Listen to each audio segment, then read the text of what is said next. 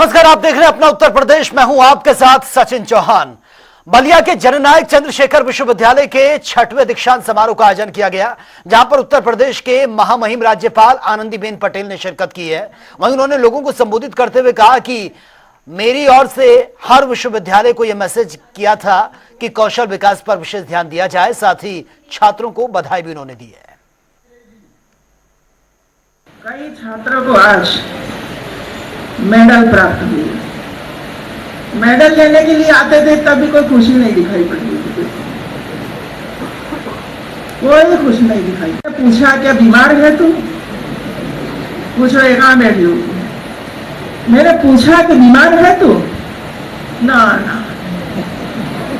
अरे हाथ में गोल्ड मेडल है, फेस पर गोल्ड दिखाना चाहिए हमारे फेस पर।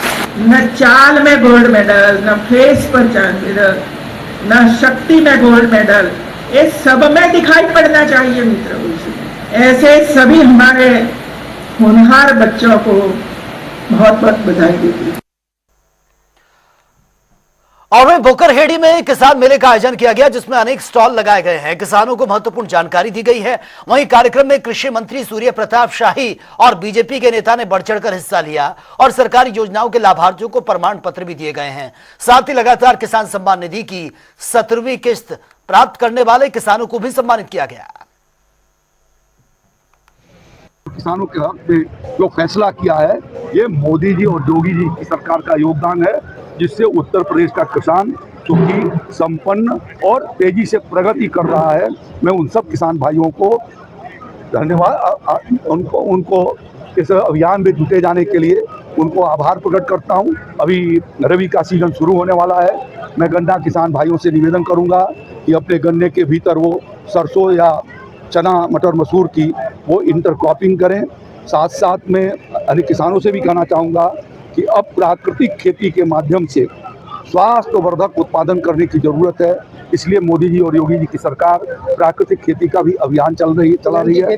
हम श्री अन्न के खेती के दृष्टि से भी राज्य के भीतर हम लोगों ने प्रयास किया है। हम हर साल 1 लाख किसानों को निःशुल्क मिनी किट उपलब्ध करा रहे हैं। अब अपने कृषि विज्ञान केंद्रों पर जिन इलाकों में ये कृषि अन्न की खेती हो रही है, वहाँ पर हम उनको खाद्य प्रसंस्करण इकाई लगा करके उनको भी सुविधा देने जा रहे हैं।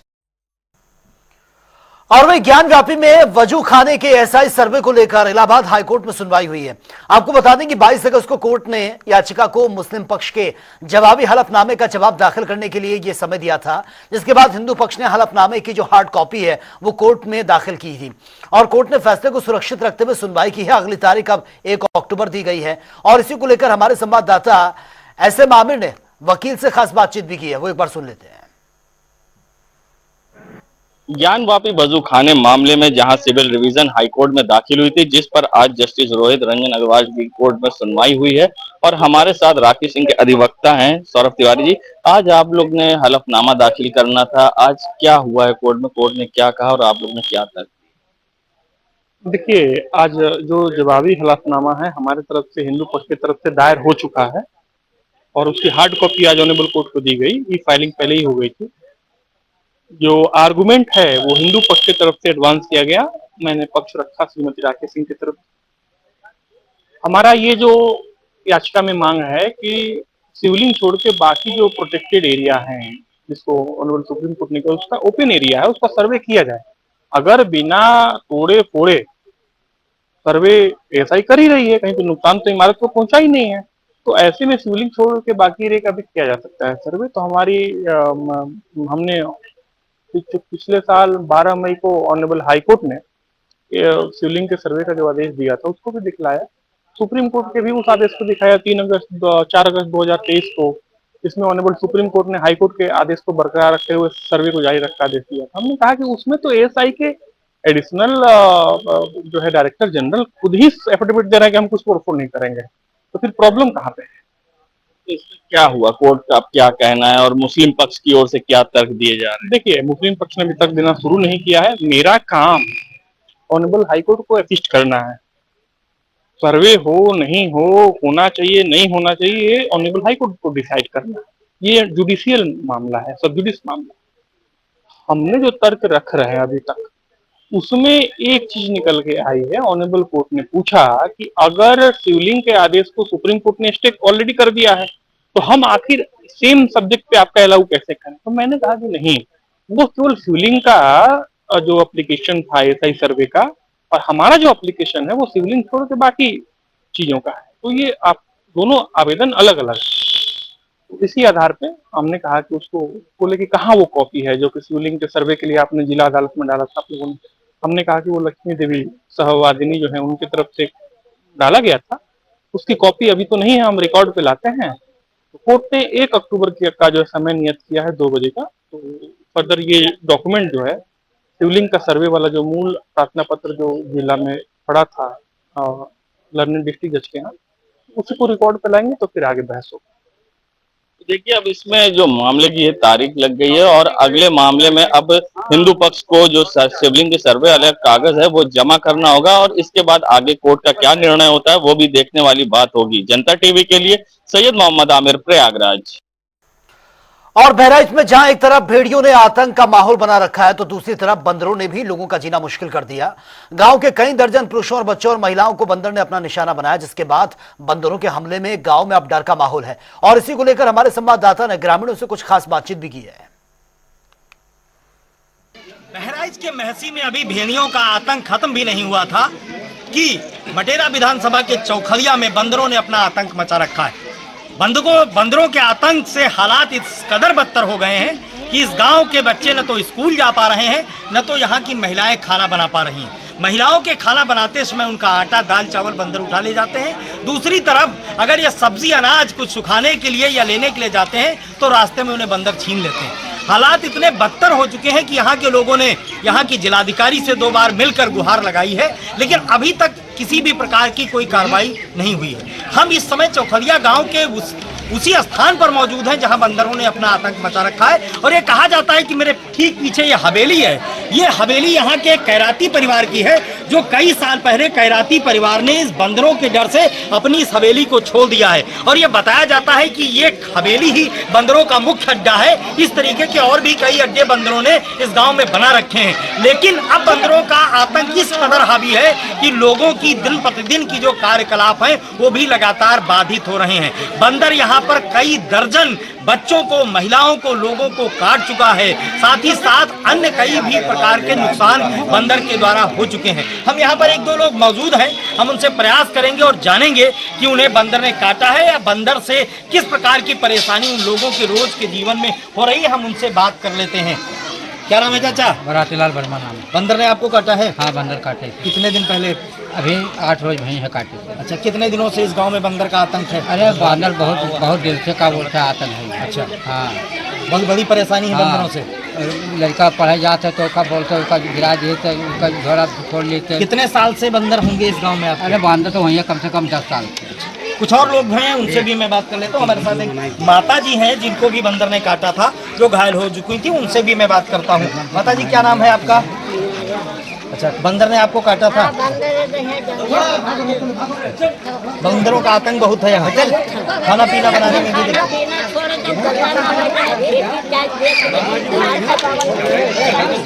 कोई कार्रवाई बंदर को पकड़ने की हुई नहीं अब तक। और हमारे साथ एक लोग हैं, इनसे भी बात कर लेते हैं कि आखिर बंदरों का कितना आतंक यहाँ पर है। क्या नाम है आपका? देवराम वर्मा।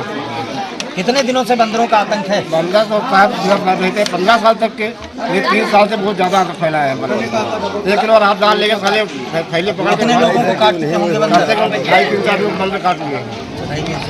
कोई कार्रवाई नहीं हुई? कोई कार्रवाई नहीं इस पर सदन में।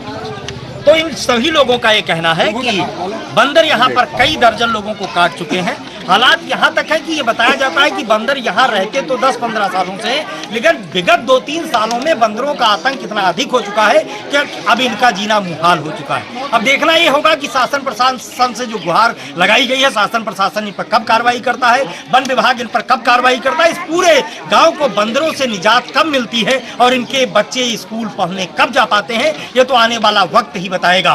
बहराइच के चौखलिया से दिवाकर पांडे, जनता टीवी, बहराइच। चलिए आगे बढ़ते हैं। बुंदेलखंड के किसानों की समस्या को लेकर राष्ट्रीय लोकदल की एक झांसी इकाई ने यह ज्ञापन सौंपा है। और आपको बता दें कि बुंदेलखंड के झांसी में राष्ट्रीय लोकदल के प्रदेश प्रवक्ता अंचल अर्जरियात और पार्टी के कई कार्यकर्ताओं ने आज बुंदेलखंड के किसानों की समस्याओं को लेकर यह प्रदर्शन किया है और ज्ञापन भी सौंपा है। साथ ही उन्होंने कहा कि बारिश की वजह से किसानों की फसलों को नुकसान पहुंचा है, उसका उचित मुआवजा उनको मिलना चाहिए। ये बुंदेलखंड के अंदर किसानों को जो बारिश हुई है उसके कारण से किसानों को दलहनी फसलों का और खरीफ की फसलों का बहुत ज़्यादा नुकसान हुआ है। तिल, मूंगफली इत्यादि फसलों में, जो उड़द इत्यादि फसलों में जो नुकसान हुआ है, और बीमा कंपनियां किसी प्रकार का क्लेम पिछले 1-1.5 साल से नहीं दे रही हैं किसानों को। तो उनका सर्वे हो, लाखों किसान इससे पीड़ित हैं उत्तर प्रदेश और मध्य प्रदेश के पूरे बुंदेलखंड के अंदर। तो इस संबंध में हम मुख्यमंत्री उत्तर प्रदेश शासन, मुख्यमंत्री मध्य प्रदेश शासन और अपने राष्ट्रीय अध्यक्ष आदरणीय जयंत चौधरी जी को पत्र लिख रहे हैं बुंदेलखंड की ओर से राष्ट्रीय लोकदल कि किसानों को जो मुआवजा है वो दिलाया जाए और 10,000 रुपये का बोनस प्रति किसान बुंदेलखंड के किसानों को प्रदान किया जाए। जैसे किसानों की जो समस्या है, जो सूदखोरों से पैसा ले लेते हैं, बैंकों से पैसा ले लेते हैं और एजेंट उन्हें परेशान करना शुरू कर देते हैं, तो ऋण माफ़ी भी की जाए इस समय पर, जिससे कि किसान आत्महत्या करने को मजबूर ना हो। अगर मांग पूरी नहीं होती फिर अगला कदम क्या होगा? देखिए, मांग तो पूरी होगी, इसलिए पूरी होगी कि इस समय वर्तमान में हम जो है सरकार का हिस्सा हैं और राष्ट्रीय लोकदल के जो अध्यक्ष हैं हमारे राष्ट्रीय अध्यक्ष जी, उनके द्वारा एक पत्र ब्रज क्षेत्र के लिए भी इसके पूर्व में लिखा जा चुका है। तो बुंदेलखंड क्षेत्र के लिए भी उनका पत्र जाएगा और उनको भी हम पत्र भेज रहे हैं। निश्चित रूप से किसानों की जो समस्या है उसका समाधान होगा। सरकार का एक हिस्सा है तो फिर क्या जरूरत पड़ गई, ज्ञापन देने की जरूरत पड़ रही है? नहीं, डायरेक्टली नहीं कह पा रहे हैं? नहीं, डायरेक्टली भी कह रहे हैं, डायरेक्टली भी सीधा जा रहा है और इधर के माध्यम से भी जा रहा है, इसलिए कि जो किसान हैं, किसान की समस्या के लिए राष्ट्रीय लोकदल हर समय खड़ा है और इन समस्याओं के लिए अगर हम सत्ता में हैं तो हमारा और ज्यादा दायित्व तो बन जाता है कि लोगों की समस्याओं का समाधान हम लोग करें। तो चलिए एक नजर डाल लेते हैं तमाम खबरों पर ताबड़तोड़ अंदाज में। आगरा में ताजमहल पर एएमटीएफ एंटी मंकी टास्क फोर्स होगी तैनात, विशेष उपकरणों से लैस होंगे टीम के जवान। एडीजी सुरक्षा के निरीक्षण के बाद यह फैसला। गाजीपुर में 1 लाख का इनामिया बदमाश पुलिस मुठभेड़ में घायल, अस्पताल में पहुंचने के बाद मौत हो गई। रायबरेली में करनी सेना ने झूठे मुकदमा दर्ज कराने के मामले में खोला मोर्चा, मारपीट का वीडियो वायरल होने के बाद मामले का संज्ञान पदाधिकारी ने की, न्यायिक जांच कर मुकदमा खारिज करने की मांग। देवरिया के मटियारा गांव में 7वीं कक्षा की छात्र स्कूल से गायब थी, पीड़ित परिजनों ने थाने में गुमशुदगी की रिपोर्ट दर्ज करवाई, अनहोनी की आशंका। अलीगढ़ के स्कूल प्रबंधन ने 7 साल के बच्चे को लगाया करंट, परिजनों ने स्कूल प्रबंधन पर लगाए आरोप, पुलिस ने शिकायत दर्ज कर कार्रवाई की मांग।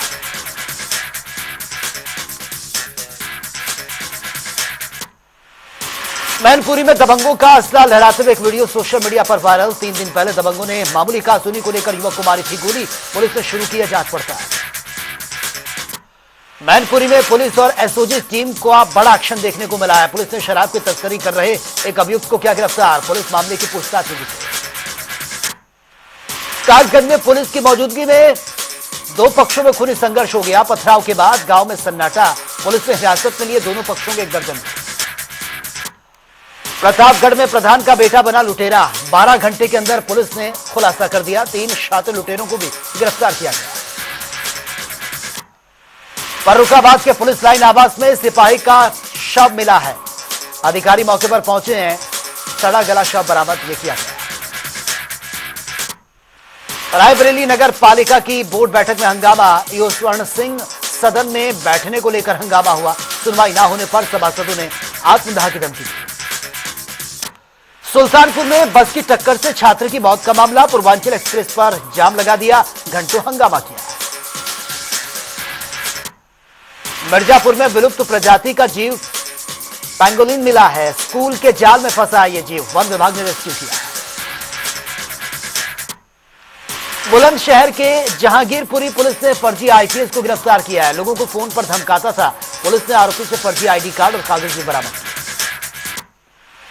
बरेली में भाकियों अराजक नैतिक संगठन में किसानों का यह धरना प्रदर्शन, हजारों की संख्या में कमिश्नर पहुंचे किसान, अधिकारियों पर लगाया समाधान न करने का। हरियाणा के चुनाव मैदान में होंगी बीएसपी सुप्रीमो मायावती, जींद में होने वाले जनसभा में होंगी शामिल, इनेलो के साथ गठबंधन पर बसपा सुप्रीमो की पहली रैली। प्रयागराज में ट्रक की टक्कर से एक छात्र की मौत का मामला, आरोपी ट्रक ड्राइवर गिरफ्तार, आक्रोशित लोगों ने ट्रक को जला दिया। रायबरेली में पुलिस के हत्थे चढ़ा है रंगदारी का गैंग, पुलिस गिरफ्तार में 4 बदमाश गिरफ्तार हुए हैं, कई अवैध असले भी बने। कानपुर पहुंचे रोहित शर्मा, विराट कोहली और कोच गौतम गंभीर, कड़ी सुरक्षा के बीच होटल में पहुंचे खिलाड़ी और कोच, होटल लैंडमार्क में किया गया परंपरागत स्वागत। अमेठी में पुरानी रंजिश के चलते महिला की मौत का मामला, नाराज परिजनों ने शव को अंतिम संस्कार करने से मना कर दिया, परिजनों ने पुलिस पर भी लगाए हैं गंभीर आरोप। कौशाम्बी में प्रधानाचार्य ने छात्र के आंख में मार दिया डंडा, चली गई आंख की रोशनी, बीएसए ने दिए जांच के आदेश। बाराबंकी में मुख्यमंत्री का काफिला निकलते समय बड़ी चूक हो गई है, रोड पर दौड़ी संदिग्ध गाड़ी, सुरक्षा में तैनात पुलिसकर्मियों ने आनंद फानंद में गाड़ी को रुकवा दिया। फर्रुखाबाद में मामला सामने आया, ससुराल आए युवक का आम के पेड़ पर लटका मिला शव, मौके पर पहुंची है पुलिस, जांच शुरू। अलीगढ़ में बदमाश और पुलिस के बीच मुठभेड़ हुई है, एक बदमाश के पैर में लगी गोली, दूसरा 2 तमंचा जिंदा कारतूस सहित गिरफ्तार किया गया। पीलीभीत में सब्जी मंडी अवैध अतिक्रमण का मामला, मंडी चेयरमैन ने सब्जी मंडी कराई है शिफ्ट।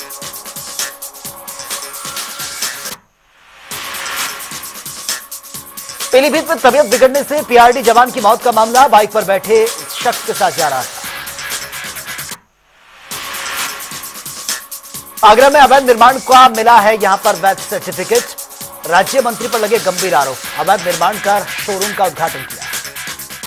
बरेली में बारिश के चलते नदी में निकला मगरमच्छ, ग्रामीणों ने नदी किनारे न जाने के निर्देश, ग्रामीणों को बेड़ी थाना क्षेत्र का यह मामला। पीलीभीत में भाकियों का जमकर प्रदर्शन जारी, 8 सूत्रीय मांगों को लेकर कर रहे हैं प्रदर्शन। अलीगढ़ में चोरों की हौसले बुलंद है, अज्ञात चोरों ने कारीगर का मोबाइल पैसा चोरी कर लिया, आगे की जांच में जुटी है। बागपत में पुलिस ने खुलासा कर दिया, हत्याकांड में एक आरोपी को पुलिस ने गिरफ्तार किया, महिला के खिलाफ हत्या का मामला दर्ज। फर्रुखाबाद में ग्राम पंचायत की जमीन पर अतिक्रमण हटाने पहुंचे प्रशासनिक अधिकारी, आक्रोशित ग्रामीणों और महिलाओं ने जमकर हंगामा किया। बुलंदशहर में बिजली कटौती को लेकर लोगों का यह प्रदर्शन, बिजली विभाग के खिलाफ लोगों में गुस्सा, जमकर नारेबाजी। लखीमपुर खीरी में जिला विकास अधिकारी की ब्रेन स्ट्रोक पड़ने से हड़कंप मच गया, गंभीर हालत में अस्पताल में एडमिट करवाना पड़ा। नोएडा में पुलिस की बदमाशों के साथ मुठभेड़, 4 शातिर बदमाश गिरफ्तार, मोबाइल हथियार समेत अवैध सामान बरामद। ग्रेटर नोएडा में शादी का झांसा देकर लाखों की ठगी करने वाला शातिर गिरफ्तार, फर्जी प्रोफाइल बनाकर महिलाओं को शिकार बनाता था।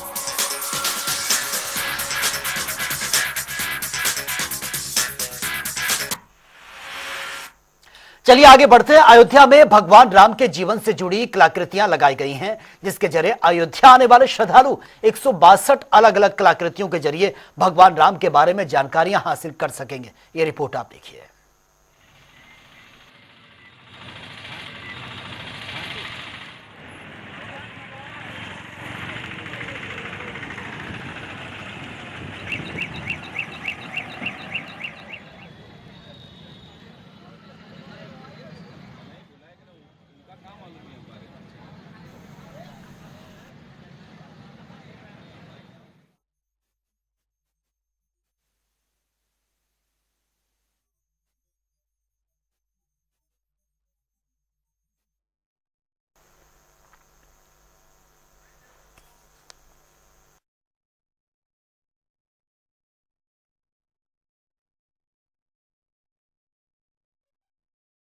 आउट भी आप इसको खरीद सकते हैं, श्रद्धालुओं के लिए व्यवस्था भी रखी गई है। अयोध्या में ये कलाकृतियां लगाई गई हैं, मन को मोह ले देने वाली ये कलाकृतियां भगवान राम के जीवन से जुड़ी ये कलाकृतियां हैं, जो भी भगवान राम के जीवन काल की जो रही हैं लीलाएं, उनको इसमें दर्शाया गया है। अयोध्या में ये कलाकृतियां लगाई गई हैं। अगर कोई श्रद्धालु इनको खरीदना चाहता है तो ऑनलाइन वो इनको खरीद सकता है।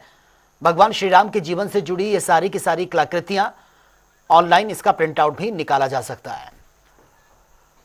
तो फिलहाल इस बुलेटिन में मेरे साथ इतना ही, लेकिन तमाम खबरों के लिए आप बने रहिए जनता टीवी के साथ। नमस्कार।